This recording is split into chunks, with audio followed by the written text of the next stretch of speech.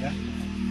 Dan yang kami kasih Bapak Ibu masyarakat Desa Nagokote yang hari ini berada di tenda ini. Pada tempat yang pertama selaku insan beriman saya mengajak Nagokote. Secara komunikasi kami sudah bangun komunikasi dengan kepala desa dengan teman-teman tim yang ada di sini. Mungkin beliau saat ini berhalangan sehingga belum bisa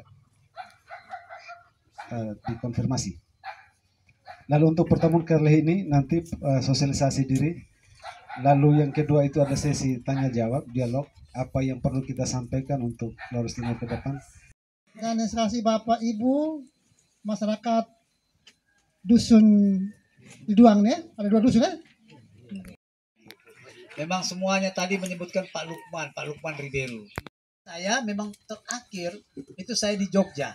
Tetapi saya SMP pertama adalah di Pankrasio. Sampai dengan kelas 2, bapak saya, Pak Lukas Ribeiro, ya, itu meninggal dunia. Bapak saya ini dengan Pak Felix punya bapak, ya, Pak Prancis, itu sama-sama satu kantor pendidikan masyarakat. Sehingga saya tidak tahu itulah mungkin siapa tahu ada keterkaitan itu, sehingga waktu Pak Felix almarhum meninggal dunia, saya langsung dikontak. Waktu mereka mengantar jenazah Pak Felix itu, ada yang mengontak saya, Pak Lukman, bisa enggak Bapak siap untuk kembali ke Flores Timur? Memang saya waktu itu berpikir, kalau tanah orang, lewo orang, kita bisa berbuat, ya, mama papa bisa baca di situ. Saya membangun ya, sekolah sampai dengan perguruan tinggi. Saya juga pegawai negeri Bapak. Saya ini birokrat. Mulai meniti dari guru, kepala sekolah, pengawas, sampai dengan sekretaris dinas, sampai dengan kepala dinas dan anggota DPRD. Itu dari sana. Jadi saya ini kalau di sini ya sama dengan Pak Saul. Kami ini pejabat pemerintah. Pak Saul kepala dinas. Dan tidak bisa ada yang menipu-nipu kami. Sebab kami ini sudah buaya yang sudah pandai berang. Jadi tidak bisa yang menipu. Nah, jadi itu wakil saya Pak Sakarias Paun. Ini orang kita dari Adonara. Dia juga mantan kepala dinas. Saya kenal dengan dia baik itu pada waktu kami sama-sama menjadi kepala dinas pendidikan dan kebudayaan. Kami rapat, termasuk Pak Bernardus Keda ya di Jakarta. Saya bicara di forum itu, mereka tahu Pak Lukman ada Marga Ribeiro. Sehingga pada waktu sesi di mana kita istirahat dan sebagainya, mereka mendekati saya, bicara dengan saya, Pak Lukman, Bapak dari Flores. Betul. Disitulah kita mulai saling bersapa, juga bertukar pikiran mengenai program-program baik di bidang pendidikan dan kebudayaan. Jadi itu tadi, Pak Sakarias Paun juga anak-anaknya sudah selesai. Salah satu anaknya adalah Direktur Rumah Sakit Lewoleba.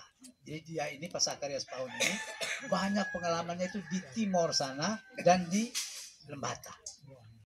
Maka para pejabatnya, ASN-nya, ini yang pertama harus kita lakukan. Maka saya sebut di situ Bapak ada reformasi birokrasi. Artinya perbaikan ya, terhadap birokrasi kita ini. Penempatan orang-orang yang tidak sesuai kita harus buat baik. Baik di bidang tata kelola pemerintahan maupun keuangan.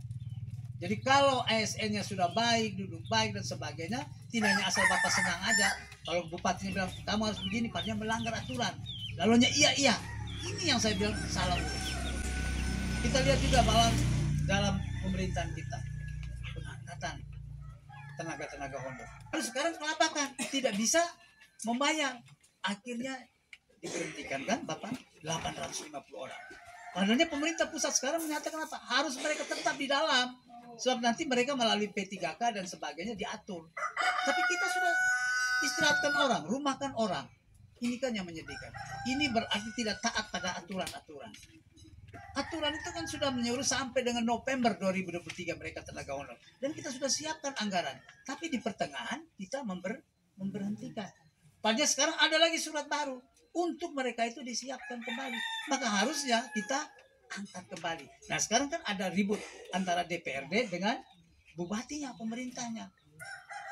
DPRD-nya ingin supaya diangkat. Karena memang sudah ada anggaran. Tapi di lain pihak tidak mau angkat. Karena juga anggaran.